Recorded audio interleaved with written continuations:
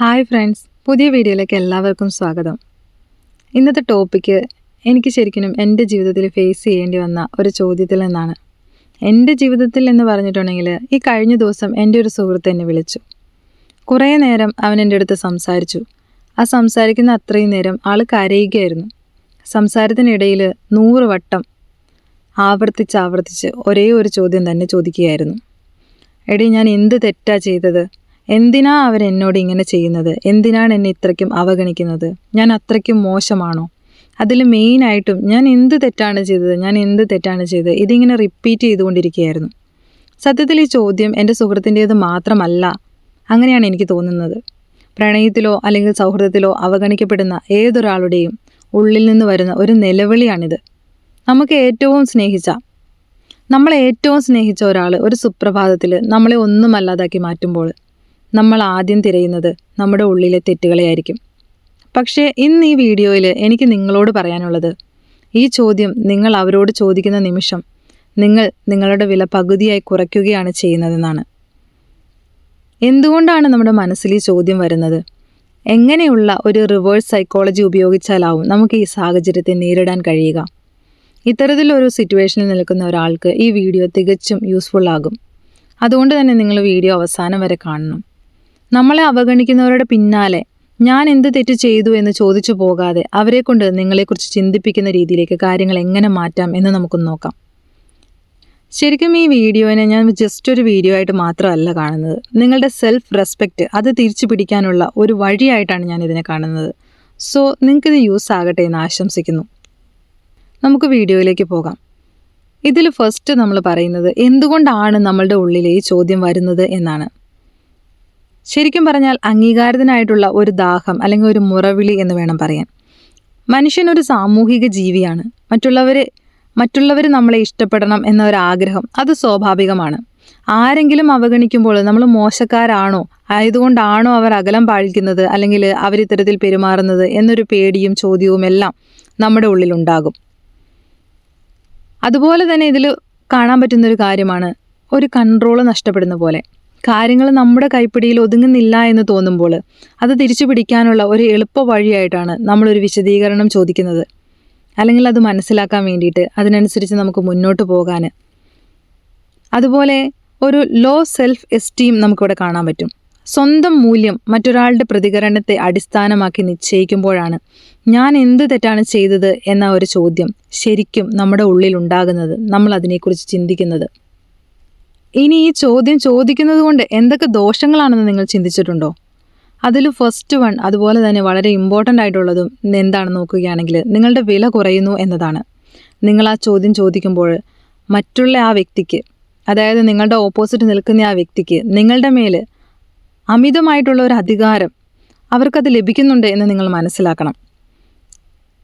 അതുപോലെ തന്നെ അവർക്ക് നിങ്ങളെ ബോറടിക്കുന്നു എന്നതും നിങ്ങൾ മനസ്സിലാക്കണം. നിരന്തരമായിട്ടുള്ള ആ വിശദീകരണങ്ങൾ ചോദിച്ചുകൊണ്ട് എന്താണ് ഇതിൻ്റെ റീസൺ, അല്ലെങ്കിൽ നിങ്ങൾ എന്തിനാണ് എന്നോട് ഇങ്ങനെ ചെയ്യുന്നത്, അങ്ങനെ ചോദിച്ചുകൊണ്ടേയിരിക്കുമ്പോൾ ഒരാളെ വൈകാരികമായിട്ട് തളർത്തും. ആ ചോദ്യം നിങ്ങളെ തന്നെ തളർത്തുന്നതിന് തുല്യമാണ്. ഇത് അവരെയാണെങ്കിൽ നിങ്ങളിൽ നിന്നും കൂടുതൽ ദൂരത്തേക്ക് അകറ്റാൻ മാത്രമേ സഹായിക്കൂ എന്ന സത്യവും നിങ്ങൾ മനസ്സിലാക്കണം.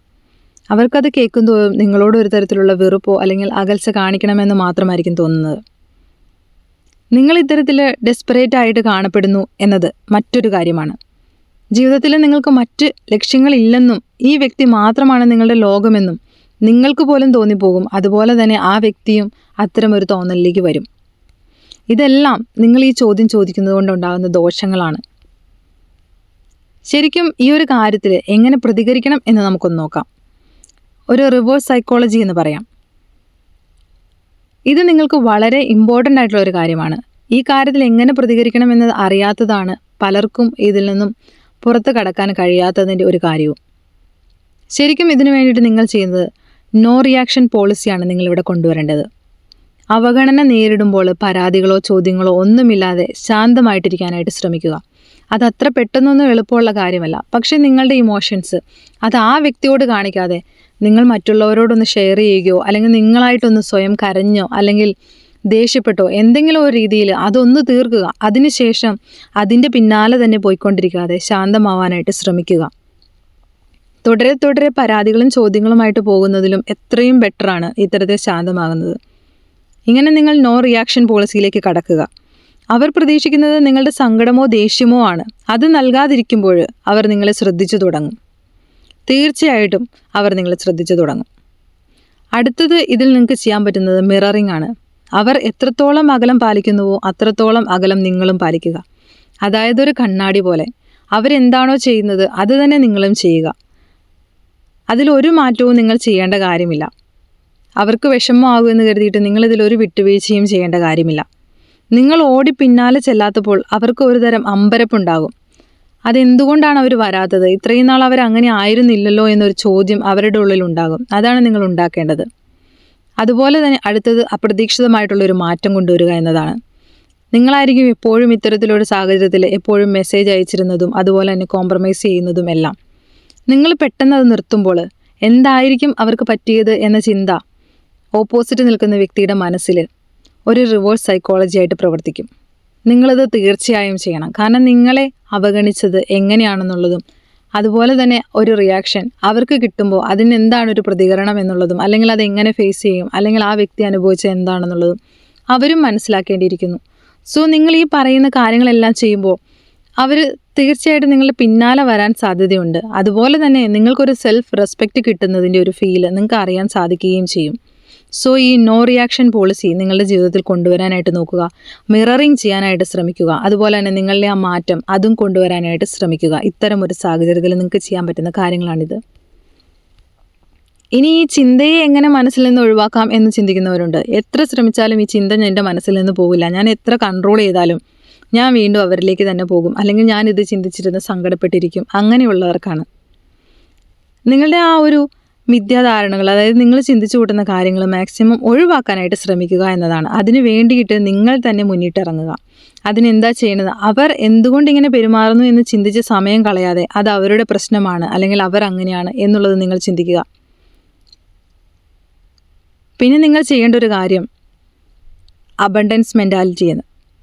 ഒരാൾ പോയാൽ ജീവിതം അവസാനിക്കില്ല എന്ന ബോധം അത് നിങ്ങളുടെ ഉള്ളിൽ വളർത്തിയെടുക്കുക. ഈ ഒരാളെ ചുറ്റി മാത്രമല്ല നിങ്ങളുടെ ലോകം ഓടുന്നതെന്ന് നിങ്ങൾ മനസ്സിലാക്കുക. നിങ്ങൾക്ക് വേണ്ടിയിട്ട് വലിയൊരു ലോകം വെയിറ്റ് ചെയ്യുന്നുണ്ട്. അതുപോലെ തന്നെ പുതിയ പുതിയ ആളുകൾ, പുതിയ പുതിയ കാര്യങ്ങൾ നിങ്ങൾക്ക് വേണ്ടി വെയിറ്റ് ചെയ്യുന്നുണ്ട്. ഒരുപാട് പുതിയ അവസരങ്ങൾ നിങ്ങളെ കാത്തിരിക്കുന്നുണ്ട്. ഈ ഒരു വ്യക്തിയിൽ മാത്രം നിങ്ങൾ നിൽക്കേണ്ട ആളല്ല. ഇതെല്ലാം നല്ലതിനാണ്. പുതിയ കാര്യങ്ങളിലേക്ക് കടക്കുക, പുതിയ സുഹൃത്തുക്കളെ കണ്ടെത്തുക, പുതിയ കാര്യങ്ങൾ പഠിക്കുക. അങ്ങനെ ഒരു രീതിയിലേക്ക് നിങ്ങൾ മാറാനായിട്ട് ശ്രമിക്കുക. അതുപോലെ സെൽഫ് ടോക്ക് നിങ്ങൾക്ക് ചെയ്യാവുന്നൊരു കാര്യമാണ്. ഞാൻ ആരുടെയും സ്നേഹം ഇരുന്നു വാങ്ങേണ്ടവനല്ല എന്ന് സ്വയം പറഞ്ഞുറപ്പിക്കുക. അതായത് നിങ്ങൾ ഈ ചിന്ത നെഗറ്റീവായിട്ട് ഇങ്ങനെ ചിന്തിക്കുന്നതിന് പകരം നിങ്ങൾ നിങ്ങളെ തന്നെ മാക്സിമം നല്ല രീതിയിൽ മോട്ടിവേറ്റ് ചെയ്ത് മുന്നോട്ട് കൊണ്ട്, നമുക്ക് മാറണമെന്ന് നമ്മൾ വിചാരിക്കാതെ ഒരു കാര്യവും നടക്കില്ല. സോ നമ്മൾ ഈ ചിന്തയെ മനസ്സിൽ നിന്ന് ഒഴിവാക്കാൻ വേണ്ടിയിട്ട് ഏതെല്ലാം രീതിയിൽ എന്തെല്ലാം കാര്യങ്ങൾ ചെയ്യാൻ പറ്റുമോ അതെല്ലാം നമ്മൾ ചെയ്യുക. അതിൽ മോസ്റ്റ് ഇമ്പോർട്ടൻ്റ് ആയിട്ടുള്ള കാര്യങ്ങളാണ് ഈ 3 കാര്യങ്ങൾ. ഇനി ഇത്രയും കാര്യങ്ങളിലൂടെ ഒന്നും ഞാനിത് പറഞ്ഞിട്ട് നിങ്ങൾക്ക് മനസ്സിലാകുന്നില്ല എന്നുണ്ടെങ്കിൽ നിങ്ങൾക്ക് വേണ്ടിയിട്ട് സിമ്പിളായിട്ട് ഒരു എക്സാമ്പിൾ പറയാം. നമ്മളൊരു സാധനത്തിന് പിന്നാലെ നടക്കുമ്പോൾ അതിന് വില കൂടും. എന്നാൽ നമ്മളത് വേണ്ടെന്ന് വെച്ചാൽ ചിലപ്പോൾ അത് ഓഫറിൽ കിട്ടും. നിങ്ങളെ അർഹിക്കുന്നവർക്ക് നിങ്ങളുടെ മൗനം പോലും മനസ്സിലാകും. അല്ലാത്തവർക്ക് നിങ്ങളുടെ 1000 വിശദീകരണങ്ങൾ നിങ്ങൾ പിന്നാലെ നടന്ന് അവർക്ക് വേണ്ടി എക്സ്പ്ലെയിൻ ചെയ്താലും അതെല്ലാം വെറും വാക്കുകൾ മാത്രമായിരിക്കും. സോ ഈ ഒരു വീഡിയോ വഴി നിങ്ങളുടെ ആ ഒരു ചോദ്യത്തിന് ആൻസർ കിട്ടും എന്ന് ഞാൻ പ്രതീക്ഷിക്കുന്നു. അല്ലെങ്കിൽ ആ ഒരു ചോദ്യത്തെ എങ്ങനെ നേരിടാം എന്നതിനെക്കുറിച്ച് നിങ്ങൾക്കൊരു ഐഡിയ കിട്ടുമെന്ന് ഞാൻ വിശ്വസിക്കുന്നു. അതും അല്ലെങ്കിൽ ആ ഒരു ചോദ്യത്തെ നിങ്ങളിൽ നിന്നും മായ്ച്ച് കളയാനായിട്ട് ഈ വീഡിയോ നിങ്ങൾക്ക് യൂസ് ആകുമെന്ന് കരുതുന്നു. അപ്പോൾ മറ്റൊരു വീഡിയോയുമായിട്ട് കാണാം. Thank you.